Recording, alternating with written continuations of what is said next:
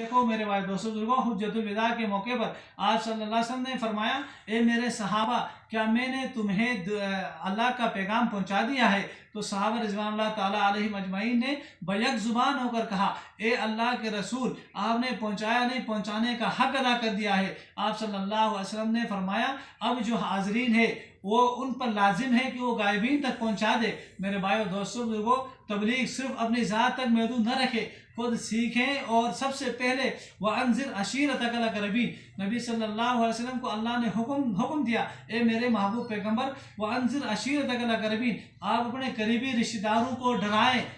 اس سے مراد ہے سب سے پہلے اپنے گھر سے تبلیغ کرنا ہے، اپنے قریبی رشتہ داروں کو سے تبلیغ کرنا ہے میرے بھائیو دوستوں بزرگوں۔ اور آپ صلی اللہ علیہ وسلم نے حجت الوداع کے موقع پر فرمایا، حاضرین غائبین تک پہنچا دے اس علم کو، اس پیغام کو، میں نے تمہیں اللہ کا پیغام، اللہ کا دین پہنچا دیا ہے۔ تو میرے بھائیو دوستوں بزرگوں، اب ہم سب غائبین میں شمار ہوتے ہیں، اب صحابہ آنے والے نہیں، اب انبیاء کا تسلسل سلسلہ ختم ہو چکا ہے۔ اب ہم سب کی ذمہ داری ہے کہ ہم اور آپ کیا کریں گے؟ اس کلمے کی تشہیر کریں گے، نبی صلی اللہ علیہ وسلم کی تعلیمات کو گھر گھر، قریہ اقلیم با اقلیم نبی صلی اللہ علیہ وسلم کے تعلیمات کو پہنچائیں گے۔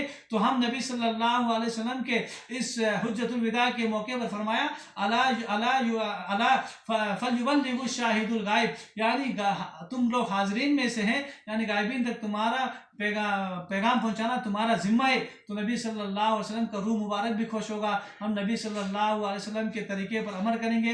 ایک سنت پر عمل کرنے سے 100 شہیدوں کا ثواب ملتا ہے۔ میرے بھائیو دوستوں بزرگوں، اللہ رب العزت ہم سب کو عمل کرنے کی توفیق عطا فرمائے، اور زیادہ سے زیادہ دین کا کام کرنے کی توفیق عطا فرمائے۔ وآخر دعوانا